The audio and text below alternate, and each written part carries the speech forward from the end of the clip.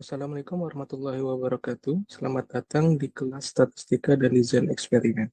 Oleh saya, Ferdian Bangkit Wijaya.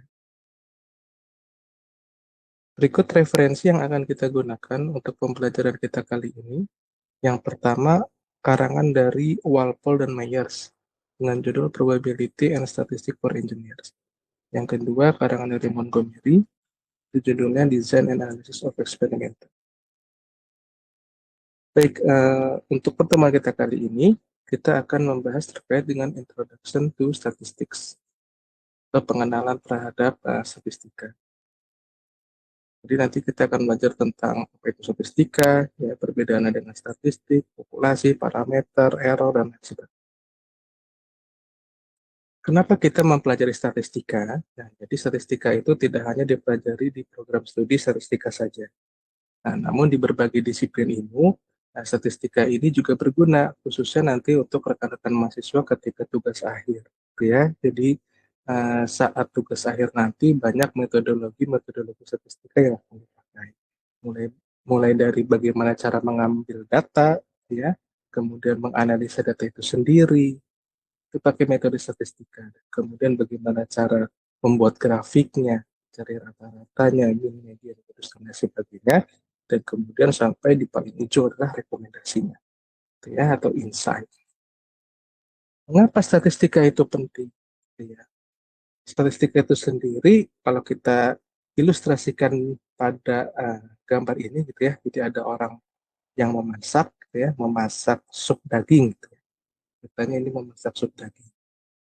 Ketika orang memasak, ya, jadi suatu daging itu merupakan kombinasi-kombinasi dari bahan baku. Ya.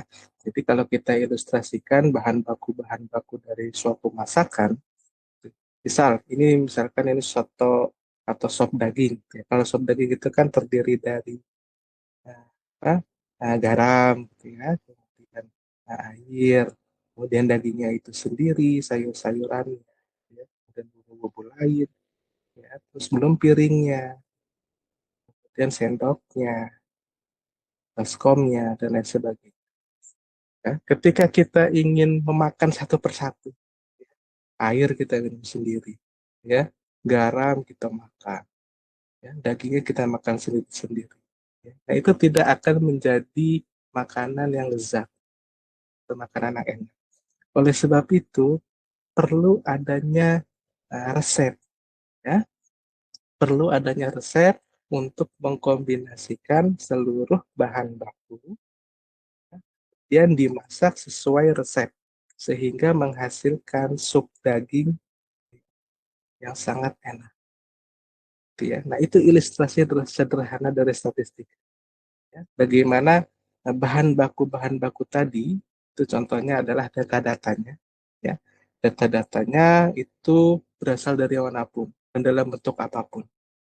Ya. Data-data A gitu ya, data B, C dan lain sebagainya. Gitu ya.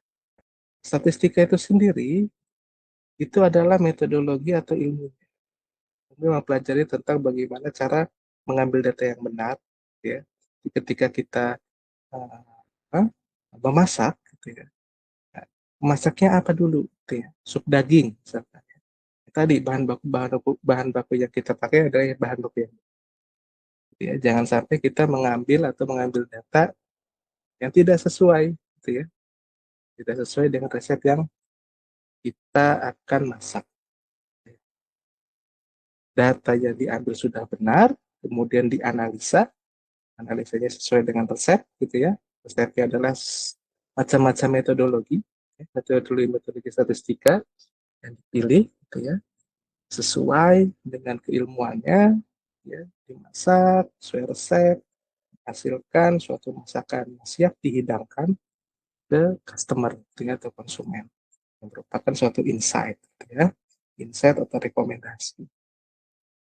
Nah, itu fungsi dari statistika. Nanti ujungnya kalian akan pakai ini di tugas akhir. Ya. Jadi bagaimana cara kalian mengambil suatu data dengan cara yang benar, ya, tidak asal-asalan, nah, sesuai dengan topik penelitian, gitu ya. Kemudian dianalisa, ya, sesuai dengan metode yang ada gitu ya, metode statistikan yang benar, gitu ya, divisualisasikan, direkomendasikan hasil berdasarkan hasil dari tanya, ya, suatu kesimpulan, ya, dan ditulis, ya, ditulis dalam sebuah karya ilmiah, gitu ya, penelitian, skripsi dan lain sebagainya. Kemudian dalam ilustrasi ini kita juga bisa melihat bahwa statistika itu sendiri itu bekerjanya itu dalam ruang lingkup bisa populasi dan ruang lingkup sampel. Ya, coba kita lihat ilustrasi orang yang sedang memasak ini. Ya. Jadi ketika kita ingin menentukan bahwa apakah masakan atau sup daging tersebut itu enak atau tidak, gitu ya, terlalu asin atau tidak, terlalu pedas atau tidak, gitu ya. Kita tidak harus mencicipi atau memakan seluruh makanan yang ada di dalam baskom ini. Ya. Tidak perlu kita makan dulu nih semua supnya kita habiskan ya dalam suatu populasi ini, gitu. Populasi dalam suatu baskom kita habiskan dulu, kemudian kita memberikan kesimpulan bahwa oh masakan ini atau sup daging ini enak, sup daging ini terlalu asin, terlalu pedas. Nah, itu kalau kita bekerja secara populasi. Nah, tapi fungsi dari statistika itu sendiri, dia bisa melihat gitu ya, atau menarik kesimpulan dari suatu populasi dengan hanya berdasarkan sampel. Kalau bahasa Indonesianya sampel itu adalah contoh. Jadi kita dapat menyimpulkan bahwa masakan ini enak atau tidak, itu tidak harus memakan seluruh sup daging atau masakan dalam satu panci ini. Kita hanya cukup mengambilnya dalam sebuah mangkuk, atau kita hanya mencicipinya saja dalam sebuah sendok. Gitu ya. Kita cicipi, oh makannya terlalu asin, makanannya kurang pedas nih, gitu ya. Sebab itu kita bisa mendapatkan suatu kesimpulan dari populasi hanya dari sampel atau contoh yang kita ambil. Nah, itu fungsi dari statistika, ya, fungsi dari ilmu statistika. Oke. Kemudian di sini ada istilah statistik dan statistics, ya, ada yang pakai S dan ada yang tidak pakai S, ya. Kalau dalam istilah bahasa Indonesianya, statistik ini adalah statistik, statistik, EK, ya. Kalau statistik yang ada S-nya, itu bahasa Indonesianya adalah statistika, statistika, ada A-nya. Ya. Nah, seperti saya katakan sebelumnya, ya, kalau ada statistika, ya ada A-nya atau dalam bahasa Inggris ada S-nya, itu adalah ilmunya, ya, ilmu atau metode atau prosesnya, ya, ilmu yang mempelajari bagaimana cara mengambil data yang benar, ya, dan dianalisa dengan benar, kemudian divisualisasikan, kemudian memberikan rekomendasi atau insight. Ya, itu namanya statistika. Jadi keseluruhan proses dari awal sampai akhir, end to end. Gitu ya. Tapi kalau istilah statistik, nah ini agak beda nih. Ini beda dengan statistika. Meskipun kita selalu dengar uh, orang itu apa ya, katakannya kadang-kadang statistik, kadang-kadang statistika, ya. Jadi apa bedanya? Saya ilustrasikan seperti ini. Misalkan lingkaran ini adalah saya katakan populasi, ya. Nah, sekarang apa nih populasi? Ya, sekarang populasi ini apa? Ya, populasi, ya, populasi itu, sorry,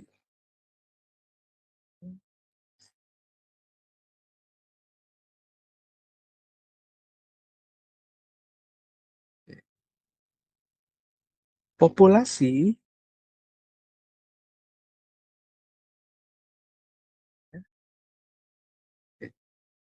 Populasi kalau saya ilustrasikan ini lingkaran, lingkaran. Ini saya ilustrasikan namanya adalah populasi. Populasi. Nah, populasi itu apa sebenarnya? Ini ada istilah lagi gitu ya. Populasi apa gitu ya? Tadi kita bahas statistika gitu ya. Nah, populasi itu kalau kalian mendengar kata-kata populasi itu biasanya yang terbesit di benak kalian tuh apa? Oh, ternyata kebanyakan kalau yang ngomongnya populasi gitu ya, itu kebanyakan adalah padatan penduduk dalam suatu wilayah atau geografi tertentu. Oh, ramai ya, padatan atau keramaian penduduk. Ya. Top of mind dari kebanyakan orang seperti itu kalau mendengar kata populasi. Ya. Nah, sebenarnya apa populasi itu? Ya, populasi adalah seluruh, ya, ada kata-kata seluruhnya itu semua, seluruh objek ya yang menjadi pusat perhatian riset kita. Seluruh seluruh objek. Nah, objeknya itu apa? Ya, objeknya itu bisa manusia, ya, bisa hewan, gitu ya, bisa tanaman, ya, bisa benda, ya, benda mati, dan lain sebagainya. Yang menjadi pusat perhatian dalam riset, ya, yang menjadi pusat perhatian dalam riset. Itu namanya populasi. Ya. Kemudian ada istilah yang namanya sampel, ya. Sampel kalau bahasa Inggrisnya. Ya, kalau bahasa Indonesianya itu contoh, tahu ya, contoh. Kalau sampel atau contoh ini itu merupakan himpunan bagian dari populasi. Nah, ini misalkan sampel satu, ya. Ini sampel dua, sampel tiga, ya, dan seterusnya. Ya, himpunan bagian dari populasi itu namanya sampel. Oke. Nah, kemudian dalam sampel ini, ya, itu objek, objek juga, gitu ya. Objeknya itu bisa manusia, hewan, uh, tumbuhan dan lain sebagainya sesuai dengan populasinya. Ya. Nah, misalnya contohnya seperti itu.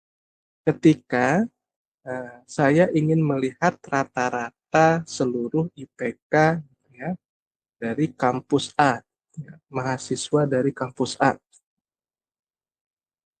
Misalkan kita tahu kampus A itu populasinya ada 3.000 mahasiswa, misalkan angkatan 2025. Angkatan 2025 dalam suatu kampus A, gitu ya, lulusnya IPK-nya berapa ya? Misalkan total populasinya adalah 30.000, ya, ada 30.000 mahasiswa. Nah, berarti populasinya adalah 30.000 mahasiswa angkatan 2025 yang lulusnya tahun 2025. Karena itu pusat riset saya. Kemudian saya bertanya, apakah mahasiswa yang lulusnya tahun 2024 itu termasuk dalam ruang lingkup populasi saya? Jawabannya bukan. Kalau yang 2023, bukan juga. Karena pusat perhatian riset saya adalah mahasiswa yang lulus gitu ya di tahun 2025. Ya, seluruh mahasiswa di kampus A. Nah, itu pusat perhatian riset saya. Katakanlah misalkan ada 30.000. Nah, angka 30.000-nya ini merupakan angka namanya angka jumlah populasi. Ya, jumlah populasi. Nah, kemudian apa yang namanya sampel? Nah, di sini kan objek dari populasinya adalah mahasiswa ya. Jadi objeknya adalah tadi kan seluruh objek gitu ya. Nah, objeknya adalah manusia gitu ya, atau mahasiswa gitu ya. Nah, sekarang yang namanya sampel gitu ya. Sampel adalah objek juga, tapi himpunan bagian dari populasi. Objeknya apa? Mahasiswa. Dan sampelnya apa? Ya berarti mahasiswa-mahasiswa yang lulus di tahun 2025 ya, himpunan bagian dari 30.000. Katakanlah misalkan sampel satu ya adalah mahasiswa teknik misalkan. Misalkan ada 5.000 orang. Ya. Kemudian yang kedua mahasiswa FISIP misalkan ya. FISIP ada 3.000 orang yang lulus di tahun 2025. Nah, mahasiswa mahasiswa teknik ya, mahasiswa FISIP gitu, itu namanya sampel ya, himpunan bagian dari populasi. Yang 5.000 adalah ukuran contoh, namanya ukuran sampel. Ya, kalau misalkan 3.000 ya berarti 3.000 namanya ukuran contoh atau ukuran sampel. Ya. Nah, sekarang balik lagi ke riset saya tadi. Saya ingin mengetahui rata-rata ya, rata-rata IPK mahasiswa di kampus A yang lulus tahun 2020. Kemudian saya punya datanya ya, sebanyak 30.000 mahasiswa itu lulusnya tahun 2020. Ya. Ketika saya melakukan penelitian, ya, saya teliti, saya dapat datanya. Ya. Kemudian saya panggil atau wawancara satu persatu. Saya tanyakan, orang pertama, mahasiswa pertama, kamu namanya siapa? Misalkan saya namanya Abdul. IPK-nya berapa? 3,7. Dari fakultas apa? Dari fakultas pertanian. Pertanian. Kamu siapa? Yang kedua, oh saya namanya Budi. Budi berapa IPK-nya? 3,6. Dari fakultas apa? Dari fakultas teknik. Teknik. Dan saya tanyakan satu persatu sampai 30.000 mahasiswa. Saya tanyakan satu persatu. Ya. Oke, ini orang ke 30.000 IPK-nya 4. Dari mana? Dan dari contoh aja ya, dari Fakultas Ekonomi. Fakultas Ekonomi. Ya. Nah, kemudian saya kan tadi pengen melihat rata-ratanya. Ya, rata-rata lulusan yang tahun 2025.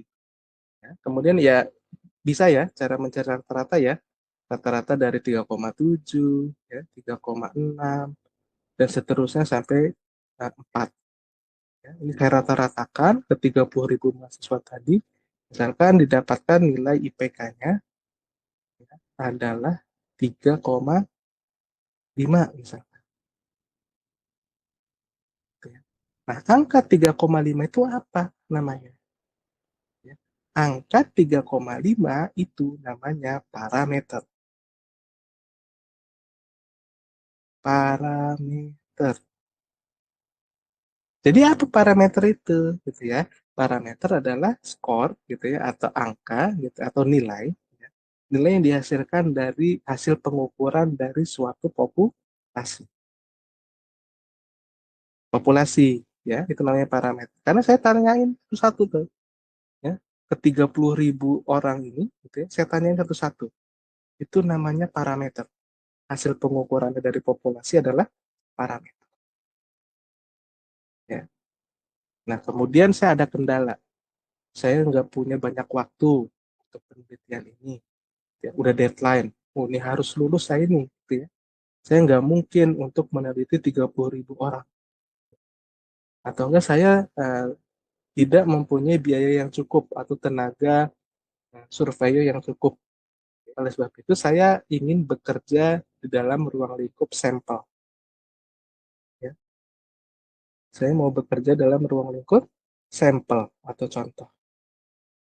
Ya. Nah, dari 30.000 ini, saya hanya bisa sanggup untuk mewawancarai hanya 200 orang mahasiswa saja ya, dari 30.000. Angka 200 ini itu namanya ukuran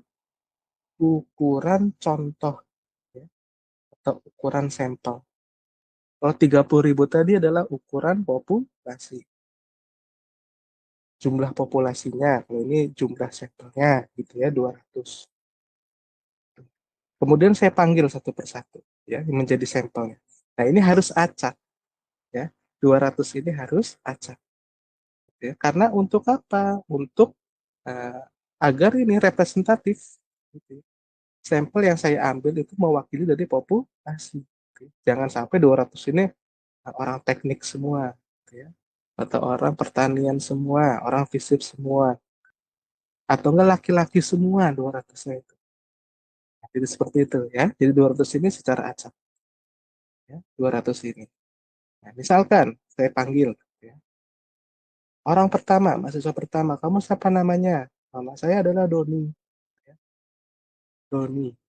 Berapa IPK-nya? 4. Ya. Dari mana? Dari teknik. Mahasiswa kedua, namanya siapa? Namanya adalah misalkan Anto. Berapa IPK-nya? 3. Nah, dari mana? Fakultas Pertanian. Terus saya wawancara sampai 200 orang. Ya. Sampai 200 orangnya saya wawancara. Ya. Orang ke-200 IPK-nya adalah 4.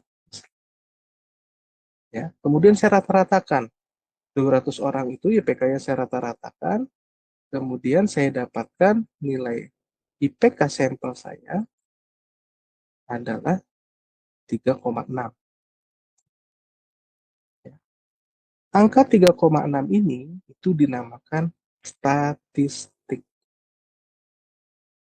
Statistik. Kalau bahasa Inggrisnya yang tidak pakai S. Itu namanya statistik. Jadi apa statistik itu? Statistik adalah ukuran, gitu ya, hasil pengukuran dari suatu sampel. Angkanya atau skornya. Itu namanya statistik. Gitu ya. Bedanya dengan parameter apa?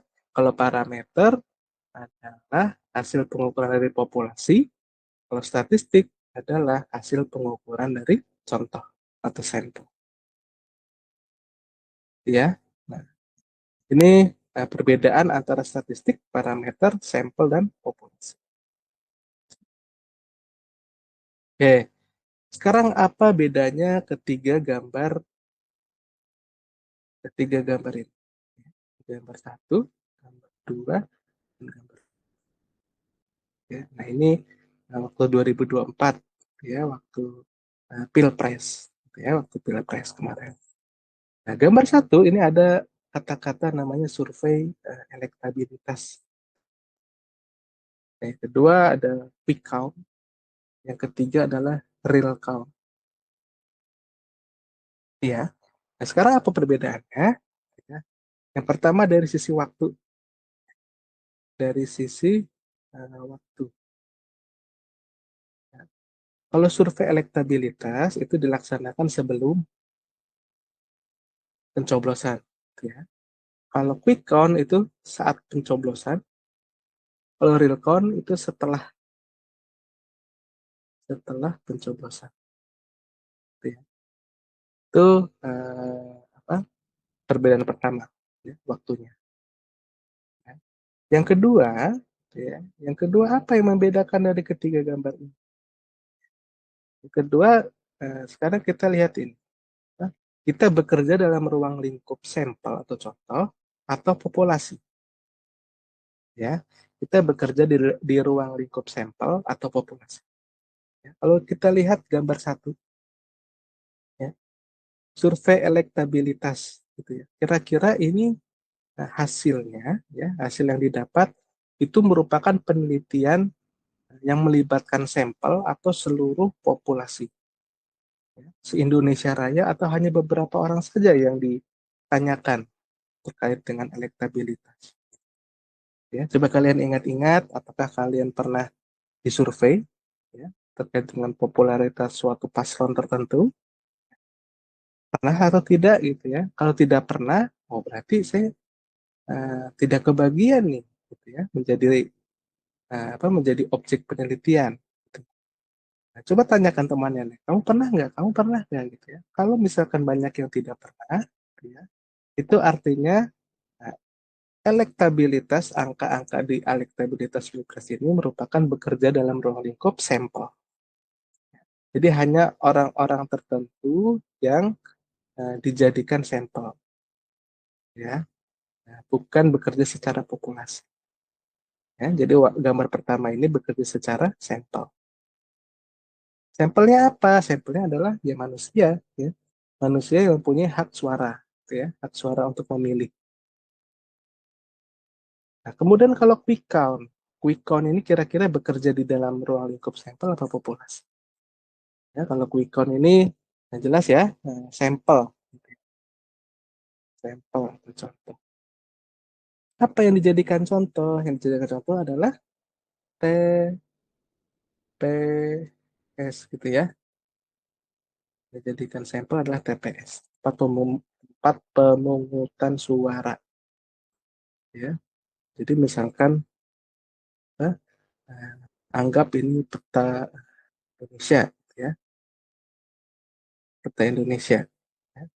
Jadi kalau quick count itu ini ya ngambil-ngambil sampel atau contoh-contoh dari eh, berbagai wilayah di Indonesia. Ya. Misalkan di sini dia ngambil contoh ya TPS.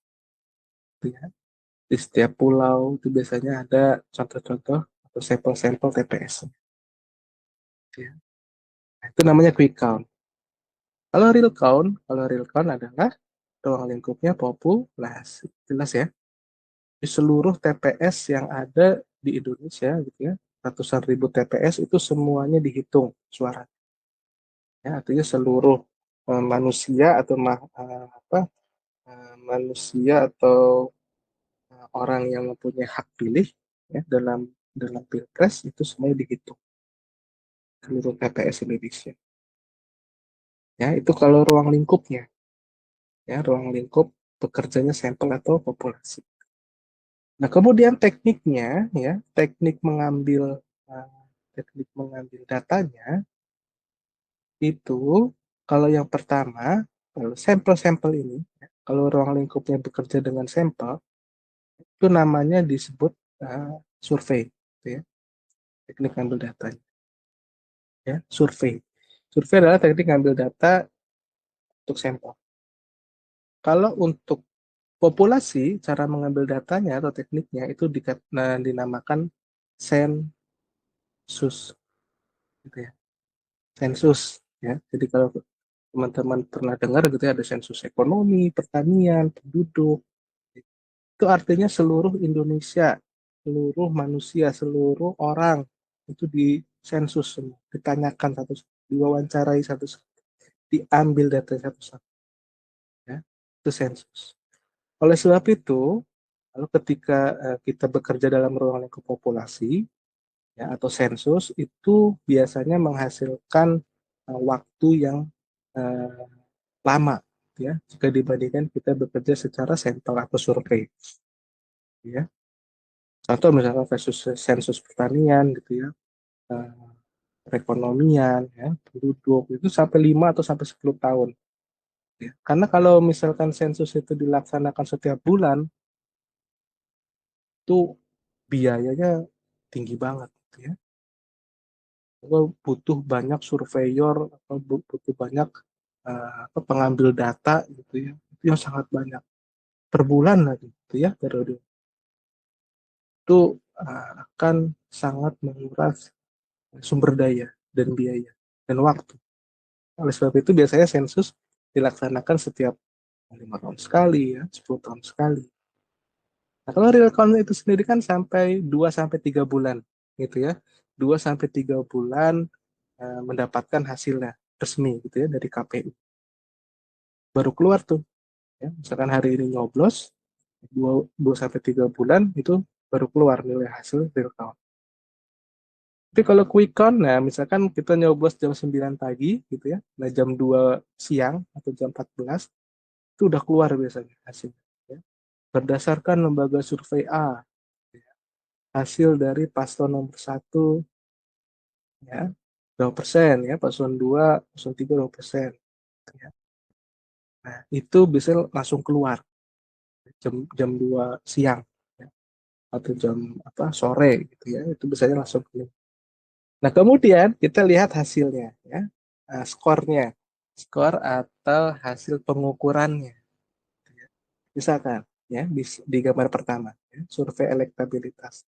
Misalkan paslon nomor 1 mendapatkan tingkat popularitas atau elektabilitas gitu ya berdasarkan sampel adalah 30%. Ya, paslon nomor 2 tingkat popularitasnya misalkan 15%. Paslon nomor 3 itu tingkat popularitasnya adalah 60%. Ya, survei elektabilitas. Nah, kemudian yang kedua, gambar kedua, quick count. Misalkan, nah, quick count, saat quick count nih, ya, paslon 1, ya, menurut lembaga survei, kebanyakan lembaga survei gitu ya, nomor 1 adalah, misalkan berapa, 25%. Paslon 2 itu dapat 59%. Ya. Paslon 3, misalkan ini 16, ya, 16%. Kemudian hasil real count 3 bulan kemudian, gitu ya, paslon 1 mendapatkan angka 24, gitu ya, misalkan, gitu ya, saya lupa, gitu ya, 01 24, 02 58, gitu ya, 03 nih, saya ingat ya, 03, 16, gitu ya, 16%, ya. Nah, kemudian kita lihat angka-angka ini, ya. Angka-angka dari sampel, ya, skor-skor dari sampel, ya, angka 25%, 59%, 16%, ya, itu dinamakan statistik. Ya. Ingat ya tadi ya. Nah, skor atau hasil pengukuran dari suatu sampel itu namanya statistik. Ini namanya statistik. Kalau bahasa Inggrisnya statistik, ya, tidak pakai S. Nah, kalau hasil dari sensus, ya, atau populasi, ya, angka-angka ini gitu ya, skor-skor ini itu dinamakan parameter. Ya. Ini dinamakan parameter. Ya, dinamakan parameter. Nah, kemudian dalam parameter ini, ya, kan angkanya ada yang berbeda ya. Ya, secara statistik, misalkan paslon nomor 1 angkanya didapat 25%, tapi di parameter dia angkanya 25%, kan ada selisih ya. Dari quick count paslon 2 59, kemudian paslon 2 dalam real count ada 58, kan ada selisih. Nah, selisih itu namanya adalah error. Error atau bahasa Indonesia adalah bias, bias. Ya. Nah, biasanya apa dikatakan dengan bias atau error. Ya. Jadi ketika saat rilis hasil quick count, pernah dengar ya, misalkan lembaga survei A merilis hasil quick count, ya. Bisa ada kata-kata margin error gitu ya, margin error, margin error. Biasanya disebut tuh kata-kata margin error. Ya. Margin error 1%, misalkan, ya. Nah, ini artinya apa margin error? Ya, itu tadi, ya, selisih kira-kira. Prediksinya saya meleset sekitar 1%. Gitu ya. Ya, kalau misalkan diprediksi paslon 1 25%, ya berarti kira-kira nanti hasil real count-nya itu antara 24 sampai 26%. Plus minus 1%. Plus minus margin error. Itu ya. Itu plus minusnya. Ya, itu namanya margin error atau error gitu ya, bahasa Indonesianya bias, ya. Dan biasanya kalau lembaga survei itu harus mengatakan itu, karena mereka bekerja secara sampel, ya. Kalau kita bekerja secara sampel itu dipastikan pasti ada error, dipastikan ada error atau bias. Kenapa pasti ada error gitu? Karena kita tidak mengamati populasi. Karena kita tidak mengamati populasi. Ya. Makanya namanya populasi, ya, hasil dari populasi atau parameter itu dipastikan 100% benar. Atau errornya pasti nol. Ya. Tidak mungkin ada bias. Hasilnya pasti benar. Oleh sebab itu nilai real count itu dijadikan acuan. Dijadikan acuan pemenangnya. Karena pasti benar 100%. Karena kita bekerja secara populasi. Gitu ya. Bekerja secara populasi. Dan populasi kalau kita hitung satu persatu ya nggak mungkin salah. Gitu ya. Tidak mungkin salah. Hasilnya pasti benar. Ya. Kenapa kalau quick count atau kita bekerja secara sampel itu pasti ada errornya? Karena kita tidak bekerja secara populasi. Kita bekerja secara sampel. Kita bekerja secara sampel. Mungkin saja ya, mungkin saja sampel yang kita ambil itu tidak representatif. Mungkin saja sampel yang kita ambil itu terlalu kecil, terlalu sedikit. Contoh misalnya gitu. Itu istilahnya ada yang namanya sampling error dan non sampling error. Sampling error sama non sampling error. Ya. Jadi error-error yang disebabkan oleh kita bekerja di suatu sampel itu pertama karena kita emang salah metode, ya, salah metode ngambil datanya, ya. Salah mengambil metode datanya, gitu ya. Kalau misalkan kita seharusnya acak, ngambil sampel dari populasinya harusnya acak, nah ini tidak acak, ya. Itu bisa salah menghasilkan suatu kesimpulan atau rekomendasi, gitu ya. Contoh misalkan dari lembaga survei Z, gitu ya, dia merilis uh, quick count, hasil quick count, ya, hasil quick count paslon nomor 3 itu 70%, gitu. Hasil akhirnya itu 70%. Nah, ini beda sendiri nih sama lembaga survei yang lain. Kenapa dia bisa mendapatkan angka 70% ini? Yang lainnya 16, 15, 17%. Kok dia sendiri 70%? Nah, apa itu penyebab? Nah, kemungkinan itu ada salah metode. Ya. Nah, sampel yang diambil itu tidak representatif, ya, atau tidak mewakili Indonesia Raya. Gitu ya. Mungkin dia hanya mengambil sampel-sampel di daerah pemenangan paslon 03 misalnya. Ya jelas pasti dia hasilnya akan lebih besar dari paslon-paslon yang lain. Ini contoh, ya. Nah, jadi apa? Di sini pentingnya mengambil contoh atau sampel yang baik dan benar. Dan sampai tidak representatif. Jadi survei Pulau Jawa aja, ya tidak gitu, ya. Karena apa, pemilu itu kan dari Sabang sampai Merauke, ya. Jadi semuanya harus diambil contoh ke sampel, ya. Nah sekarang berapa kisaran error yang bisa diterima, ya, kisaran error yang bisa diterima. Tapi kalau studi kasusnya untuk pilpres itu biasanya yang sering didengar itu 1%, ya.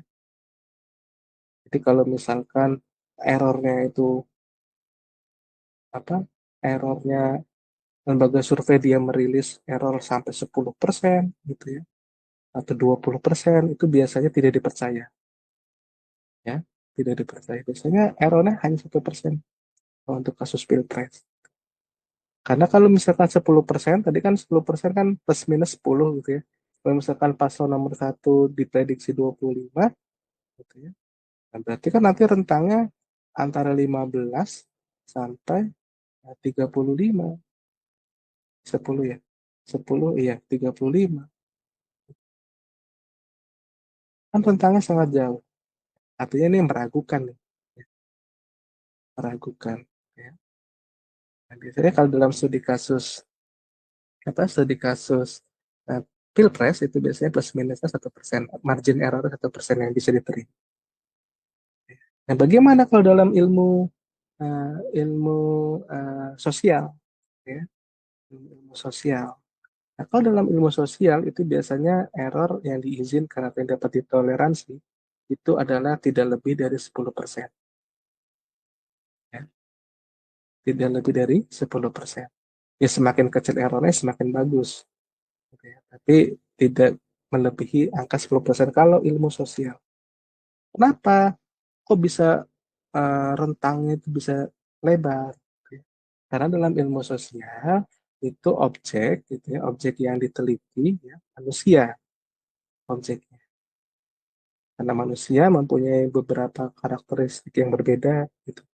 Kemudian faktor eksternalnya tidak bisa dikendalikan, ya. Lingkungan, ya. Kemudian ya faktor-faktor eksternal lain dalam satu manusia itu kan beda-beda. Karakteristiknya pun berbeda-beda. Oleh sebab itu, selang untuk ilmu sosial itu di 10% untuk ilmu sosial. Nah, kalau ilmu saintis gitu ya, ilmu-ilmu alam gitu ya, itu sekitar 5%, 0 sampai 5%. Jadi kalau di atas 5% itu dianggap kurang meyakinkan. Ya. Dan biasanya kalau 5% itu yang bekerjanya di lab, ya, di laboratorium. Ya. Artinya faktor-faktor eksternal itu bisa dikondisikan. Ya. Misalnya kalau kita berada di suatu lab, gitu ya, kita meneliti suatu benda, ya, benda mati, gitu ya, ataupun hewan. Gitu. Nah, kondisi-kondisi eksternal bisa diatur, ya. Misalkan di dalamnya itu suhunya sekian derajat, gitu ya, dan kelembabannya sekian, ya, kecepatan airnya sekian. Kalau dalam satu lab itu bisa dikondisikan. Sebab itu kalau error yang lebih dari 5% itu dianggap gagal. Ya. Itu kalau di ilmu sains. Kalau di ilmu kedokteran, nah itu lebih teliti lagi ya. Ilmu kedokteran itu bisa sampai 0,0 sekian, ya, 0,1%. Kenapa? Ya karena sangat fatal ya ketika kita misalkan memproduksi suatu obat ya dengan dosis tertentu, tapi dosisnya itu melebihi suatu takaran, nah itu bisa menyebabkan kematian. Ya, oleh sebab itu dalam ilmu medis itu errornya kalau bisa sangat teliti, gitu ya. Sampai 0,00 sekian. Itu batas toleransi error atau bias yang diizinkan. Nah ini tidak ada rumus bakunya, ya. Tapi biasanya dalam suatu penelitian itu plus minusnya errornya seperti itu. Ilmu sosial 10%, di laboratorium kurang dari 5%, medis itu lebih kecil lagi. Seperti itu. Oke, kemudian perbedaan antara sampel dan populasi tadi ya sudah belajar kita. Kalau populasi adalah nih all the people or object or items. Jadi semua manusia, objek atau benda gitu ya yang menjadi pusat perhatian populasi. Jadi seluruh populasi. Nah, kalau sampel himpunan bagian, himpunan bagian, himpunan bagian dari populasi. Jadi contohnya yang tadi ya, yang mudah yang IPK gitu ya. Kalau saya ingin melihat rata-rata IPK seluruh kampus A gitu ya. Ya.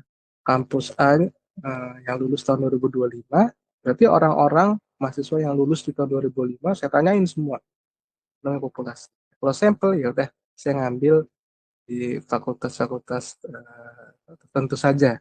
Ya. Itu namanya sampel. Ya, himpunan bagian dari populasi. Contohnya gitu ya. Kalau misalkan studinya melihat efektivitas kelas ekstrakurikuler gitu ya. Nah, berarti populasi itu seluruh siswanya, ya, seluruh siswa yang bersekolah di Jakarta. Karena saya pengennya di ruang lingkupnya Jakarta. Sebab itu kalau ada siswa-siswa yang ada di Bandung gitu ya, nah itu nggak boleh jadi populasi, bukan merupakan populasi saya. Ya, ya khusus khusus siswa gitu ya, guru gitu ya, petugas-petugas kebersihan, satpam, itu bukan menjadi sampel atau bagian dari populasi gitu, ya. Kemudian sampel yang baik ya, ini tadi ya, sampel sampel kan himpunan bagian dari populasi. Bagaimana sampel yang baik gitu ya, sampel yang baik ya tadi ya, harus acak, ya. Acak dan merupakan bagian dari populasi, part of population. Harus acak gitu ya. Jadi biar apa? Ya biar representatif, semuanya mewakili. Semua karakter dari populasi itu diwakili oleh sampel. Sampai karakternya itu macam-macam gitu ya. Artinya mahasiswa kan macam-macam tuh. Dan dari fakultas teknik dengan berbagai metode pembelajaran di sana gitu ya. Fisip dengan berbagai metode pembelajaran di sana gitu ya. Pertanian dan lain sebagainya. Kalau misalkan saya ngambil sampelnya hanya di fakultas teknik saja gitu ya. Fakultas pertanian saja, nah itu tidak akan representatif. Jadi masing-masing ya adalah perwakilan. Kemudian sampel yang baik juga gitu. Nah, sampel yang baik itu selain representatif, tadi ya apa yang saya katakan, kan ada parameter dan statistik.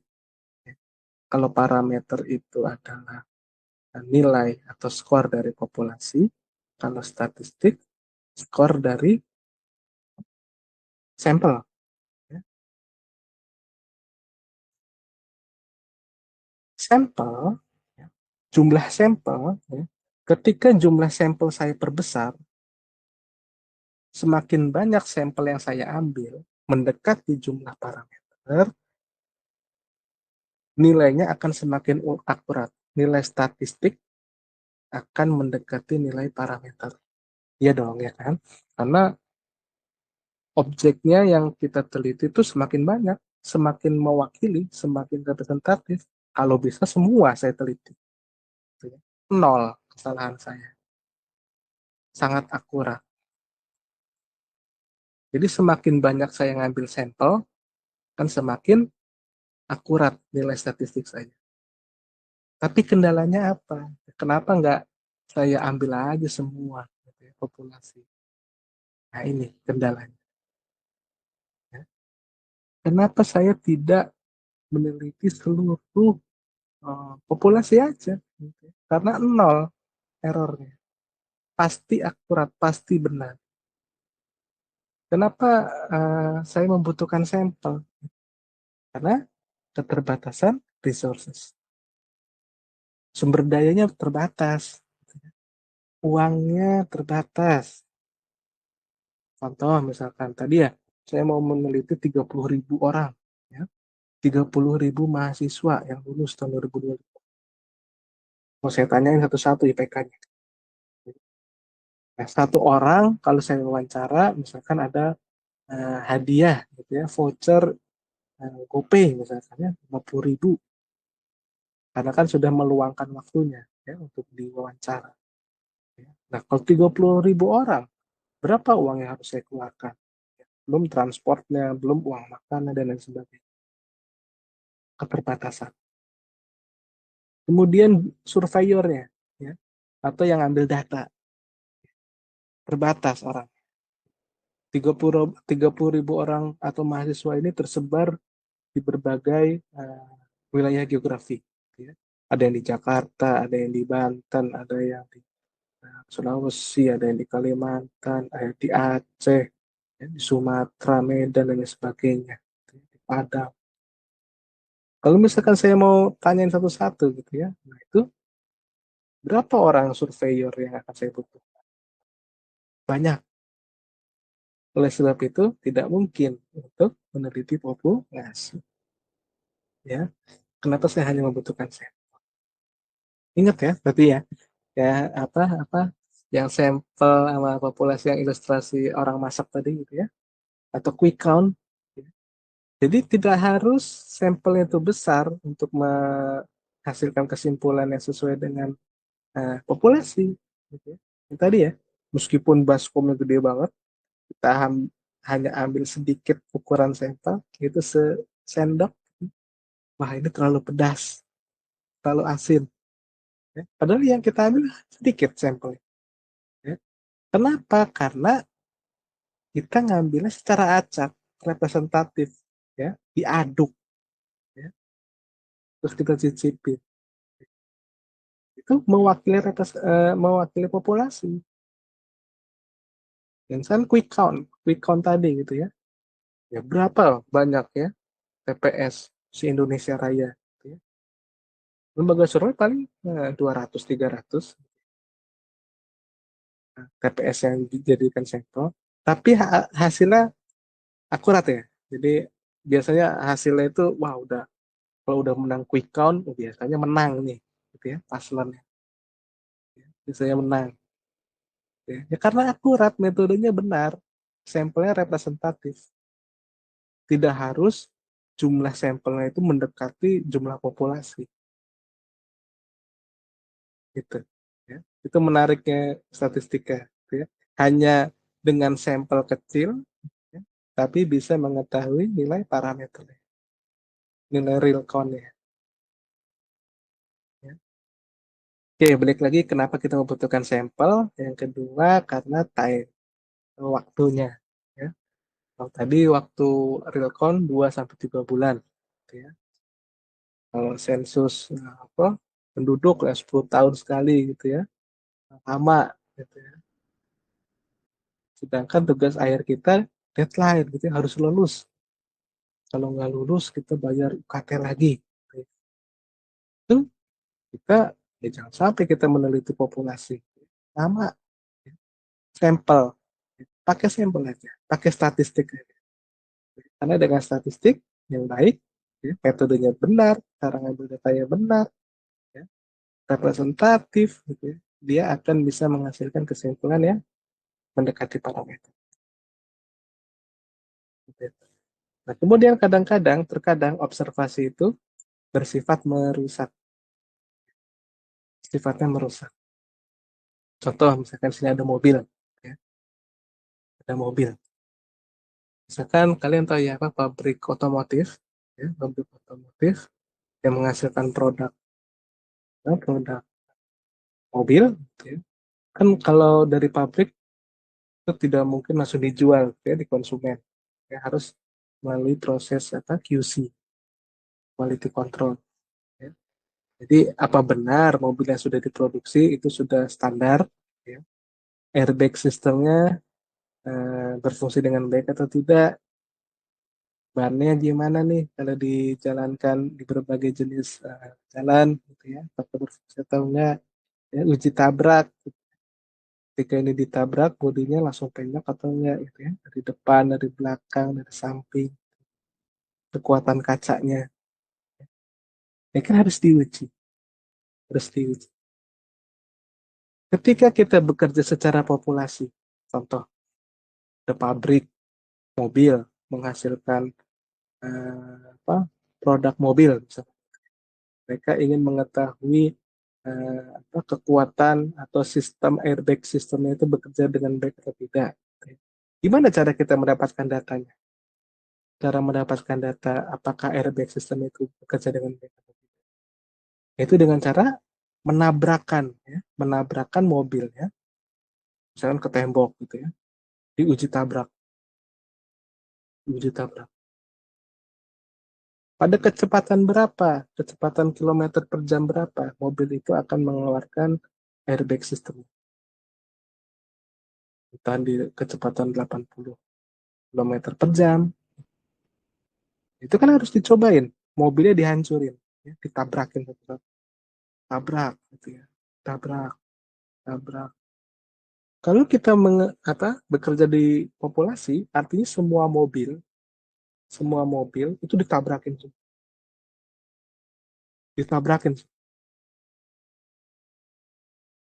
Kira-kira kita mendapatkan akurasi di tingkat berapa kilometer per jam airbag system itu akan berfungsi dengan baik, gitu ya, itu pasti benar. Misalkan di tingkat 80 kilometer per jam. Itu airbag system kalau mobil ketabrak ya, pada kecepatan 80, ya, nanti langsung keluar airbag system. Angka 80 km per jam ini parameter, ya, parameter itu pasti benar,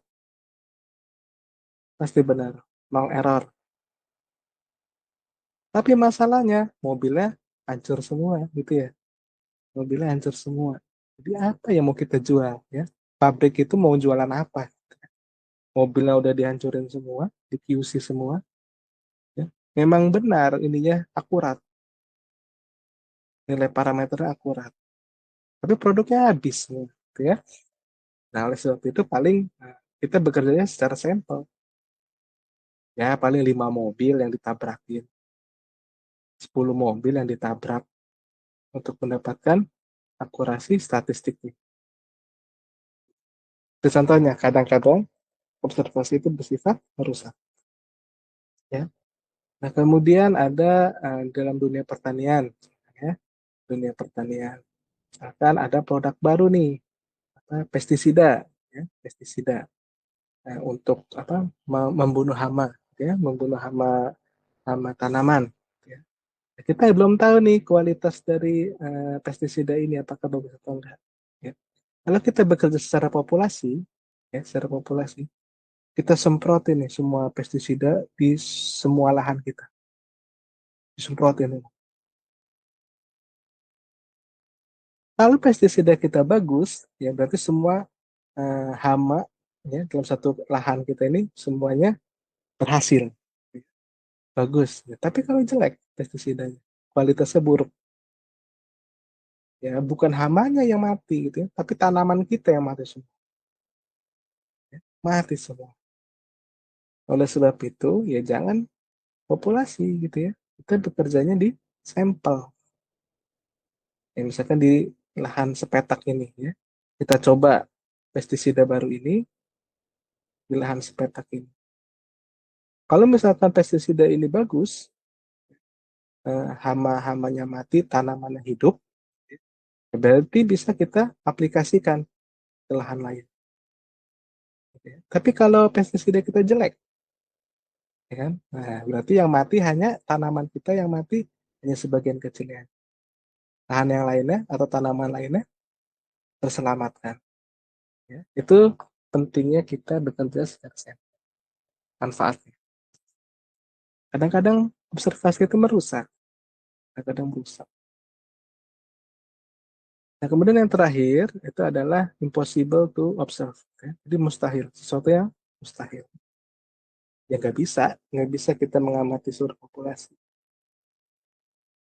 Ya. Contohnya misalkan, saya ingin mengetahui berapa jenis ikan yang ada di Selat Sunda. Itu kan nggak mungkin kita mengamati seluruh populasi. Ya. Kita turun ke Selat Sunda, berenang, kita tangkepin ikan satu-satu, dan kita hitung berapa jenis ikan. Ya, itu sesuatu yang mustahil. Kita ingin mengamati berapa kadar garam, gitu ya, kadar garam di pantai selatan, ke menjelajahi seluruh di pantai selatan gitu ya, kita ambil semuanya gitu ya, air lautnya, kita ukur berapa kadar garam yang enggak gitu ya. Jadi sesuatu yang mustahil, ya berarti harus sampel sih, ya ambil sebagian air lautnya gitu ya, ambil sebagian jenis ikannya gitu ya, dalam beberapa periode tertentu bisa ketahuan berapa jumlah populasi, ya itu sesuatu yang mustahil, seperti itu ya. Kemudian ada istilah yang namanya GIGO, atau garbage in, garbage out.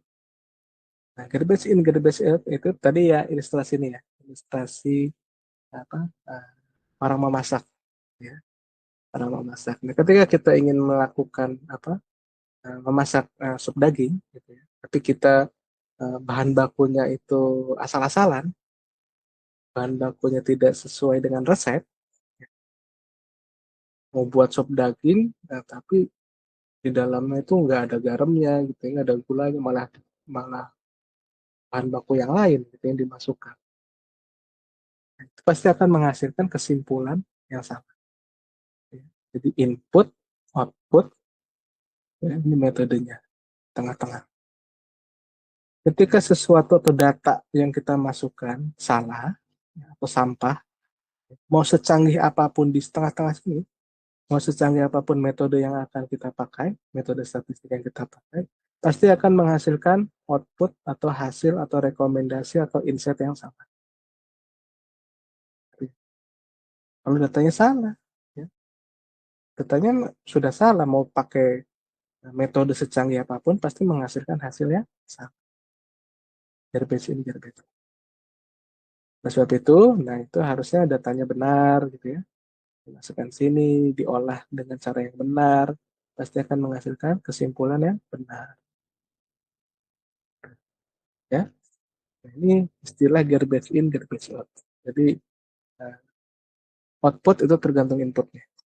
Ya, inputnya salah, ya pasti menghasilkan output yang salah. Ya, contohnya tadi apa yang eh, lembaga survei Z tadi itu ya, dia memprediksi paslon nomor tentu ya, paslon 03 misalkan dia 70% menang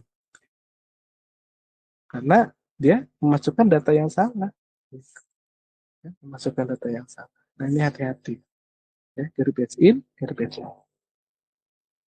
Nah kemudian, nah yang tadi udah kita bahas ya, bedanya statistics, ya, ada S-nya dengan tanpa S. Statistika, gitu ya, statistika adalah ilmunya atau prosesnya, atau metodenya. Ya. Mulai dari desain, ngambil data, gitu ya, comparing, analisanya, ya, interpretasi, ya, memvisualisasikan, ya, analisa, ya, sampai menghasilkan kesimpulan. Kalau statistik adalah skornya atau angkanya. Ya. Angka dari suatu sampel, ingat ya, sampel itu statistik. Kalau populasi, angkanya namanya parameter. Ya. Oke, kemudian ya, data. Nah, data itu penting ya. Dalam statistika, data itu penting. Jadi data itu sebagai bahan bakunya. Tadi gitu ya. Kalau datanya benar, ya hasilnya benar. Datanya salah, nanti dapatnya kesimpulan yang salah. Dan data itu apa? Data itu ini, ya, pencatatan berulang. Ini pencatatan berulang, repeat recording. Ya, dari karakteristik dari suatu objek. Objeknya bisa manusia gitu ya, tadi ya. Bisa manusia, tumbuhan, hewan, benda. Asal kita catat. Contohnya gini, tadi misalnya saya ingin meneliti apa IPK ya, misalkan sampel deh dari 30.000 mahasiswa, ya, saya hanya ambil 200. Kemudian saya interview satu-satu, ya wawancara. Misalkan yang pertama adalah nama dulu ya, namanya kamu siapa? Misalkan Abdul. Abdul, IPK-nya misalkan 3. Oh, Abdul tinggal di mana? Ya, misalkan alamat, ya, tinggalnya di Cilegon. Dari fakultas apa? Dari fakultas teknik. Yang kedua, misalkan Budi. PK-nya berapa? 4. Tinggalnya di mana? Ciwaru. Fakultas pendidikan. Nah, tadi saya ini ya, mencatat ya. Mencatat dan berulang. Ya. Mencatat dan berulang. Itu namanya data. Mencatat dan berulang. Nah, kemudian ada yang dalam data itu ada yang namanya identitas. Identitas itu adalah uh, karakter dari suatu data yang membedakan antar individu satu dan individu lain. Yang membedakan antar observasi apa? Yang membedakan antar objek itu apa? Nah, ini apa yang membedakan antar objek? Ini kan objek satu, ini objek dua. Apa yang membedakan? Nama. Oke. Yang ketiga ada juga nih namanya Abdul. Abdul juga namanya, IPK-nya 3,5, tinggalnya di Cilegon. dari Fakultas Teknik. Ada nih namanya sama-sama Abdul. Nah, berarti nama itu bukan merupakan suatu identitas. IPK juga bisa memungkinkan ada yang sama, juga misalkan sama. Alamat juga ada memungkinkan sama. Fakultas juga ada yang memungkinkan. Jadi apa yang dikatakan identitas? Identitas itu sini ada NIM, gitu ya. Ada NPM atau NIM. Di identitas yang membedakan antar objek dengan objek lain. Pasti beda nih. Atau NIK gitu ya, nomor induk kependudukan. Pasti beda ya antar objek ya. Nah, kemudian ada yang dikatakan namanya variabel. Ya, kalau variabel bahasa Inggris, bahasa Indonesianya adalah peubah. Peubah. Nah, itu karakteristik dari individunya. Misalkan nih, individu pertama yang nilainya 1. Karakternya apa nih? Karakter tahu ya, karakter ya. Karakter itu ya karakter. Jadi apa? Sesuatu yang melekat apa pada identitas tertentu. Misalkan identitas satu dia karakternya apa? Oh, namanya aku. PK-nya 3, alamatnya di Cilegon, fakultasnya di teknik. Nah, ini namanya karakter. Jadi NIM, nama, IPK, alamat, fakultas itu namanya karakter atau variabel atau perubah. Ini namanya variabel. NIM, nama, IPK, alamat, fakultas itu namanya perubah. Variabel. Nah, contohnya gini.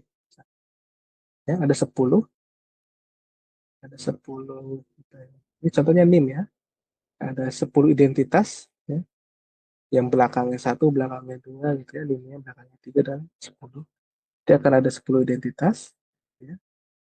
Ada 3 variabel atau 3 peubah. Apa aja peubahnya? Peubahnya adalah X, Y, dan Z. Ini karakternya. Ada 3. Ini nilai-nilainya. Misalkan tadi apa? Nah, nama ya, namanya siapa, IPK-nya berapa ya, alamatnya apa. Nah, itu variabel. Ya.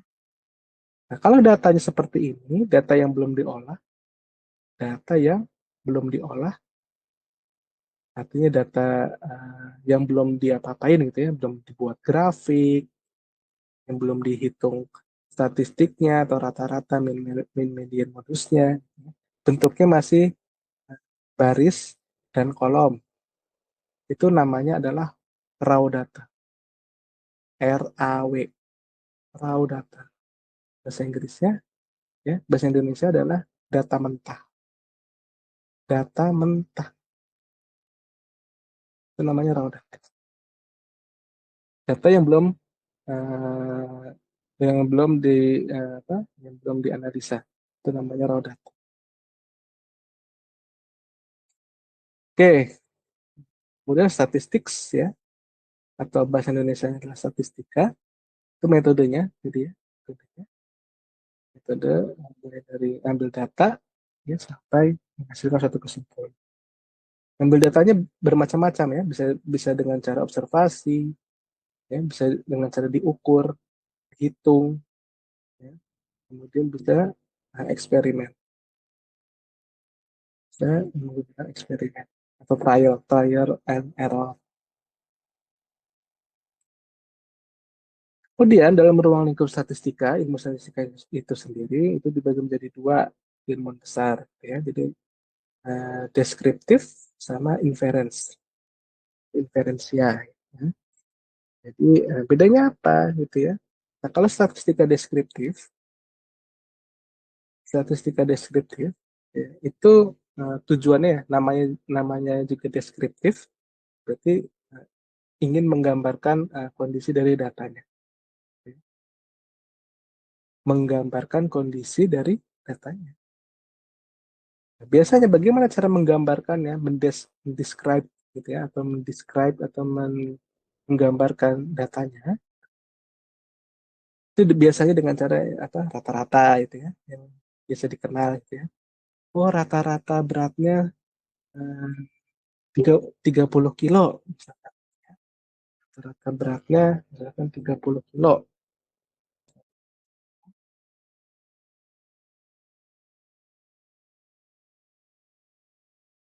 rata-rata beratnya 30 kilo. Nah, itu rata-rata ya.